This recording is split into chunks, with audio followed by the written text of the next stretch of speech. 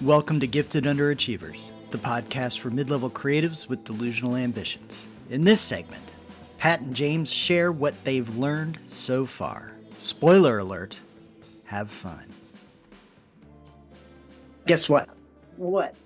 This episode we are currently doing right now marks the hard launch of the Gifted Underachievers, the podcast for mid-level creatives with delusional ambitions, into streaming services so people can get their podcast wherever they prefer to get their podcasts. They no longer have to come Substack or any of the other absolutely insane ways that people, are getting their Gifted Underachievers fix. Yeah.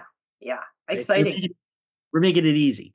Yep. So our question is this is episode 15. Yeah. Which means we've done 45 segments, maybe a little bit more. Yeah. And we've really steep learning curve. Yeah. So I guess, thoughts, lessons learned, what if somebody's listening and they're thinking, gosh, I might want to do a podcast. Yeah. What do we have to say? What the hell? So our our hard launch is October 31st, Halloween. And we had a couple of blog posts first, but then our very first episode was July 21st. So what is that? July, August, September. So just over 3 months. And boy, have we learned. I would say first we've learned to let it develop the way it wants to develop. Because remember, we were trying to figure out how to get sort of 3 listenable segments or how to bookmark our conversations so that people could listen to one thing, because we tend to roam around. And then you had the brilliant idea, why don't we just cut them up into segments and have short, Yeah. medium, and long? Right? I haven't seen anybody else do it that way, where each week we have an hour's worth of content, more or less, but it's split so that if you don't have half an hour to listen to the long one, you don't listen to that one till you want to. Um, so I think listening to ourselves and following our own likes about what we wanted in a podcast was important. I Mm. actually also think that it was important to feel convinced that we were filling a gap Yes. for creatives who listen to podcasts. That there are a ton of podcasts on writing and how to write and all that stuff, and there are a ton of podcasts on with humor and but there isn't anything that really discusses what it's like to be a mid-level creative. That is somebody who's reached a threshold where you can actually do the work and get money for it, but you're trying to figure out how to get off the middle rungs of the ladder and sort of, you know, be able to have more opportunities, get better money with what you're doing, and just grow your art. So I think filling what we personally felt was a gap is important. If you think, oh, I'm going to make money doing a podcast on dog food or something, don't do it unless you're really interested in dog food and you feel strongly that that's a gap in the market.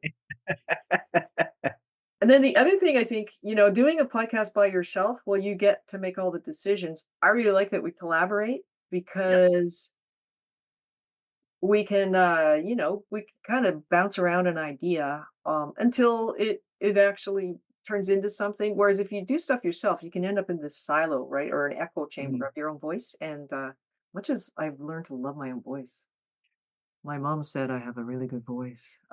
It's just not. It's not as much fun as talking to somebody. Yeah. Well, Kath Monstreep said I did really good intros. So. Ooh. Ooh. Oh, which brings me to the last thing I want to say about it before we turn it over to you, which is that you got to be able to have fun at it. That's what I have learned, and to understand that so what if you fuck up? Nobody cares actually, and you can either just take it off the air, redo it, or leave it up and hope that you know it's a good example of how not Yeah. to do Yeah. things.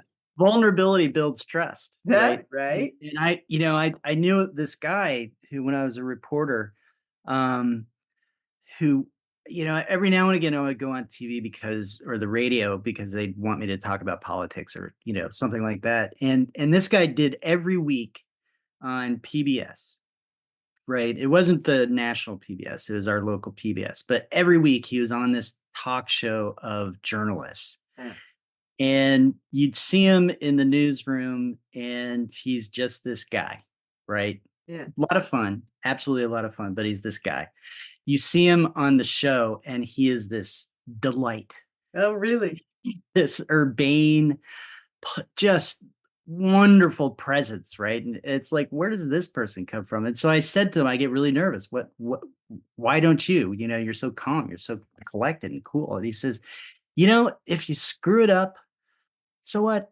Everybody screws up, So I think, yeah, that's totally true. If we fuck it up, well, okay, I think it's probably better to show it unless it's like a huge fuck up, like Yeah.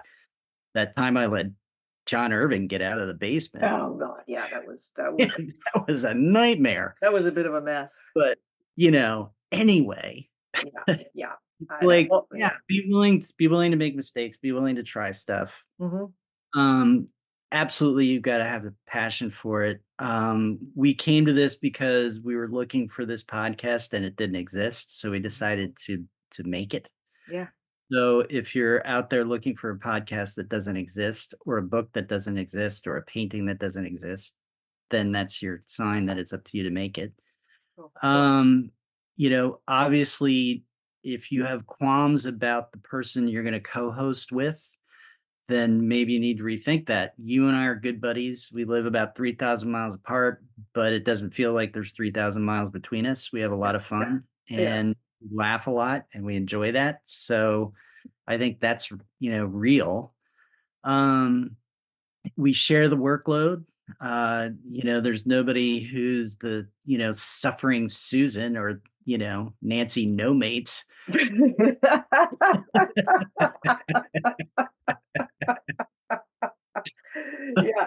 Yeah, yeah. So we do all that stuff really well. And I was thinking about this as I was walking around earlier today, knowing we were going to talk about it. And we've had some times where we've just been laughing so hard that I've had to cut.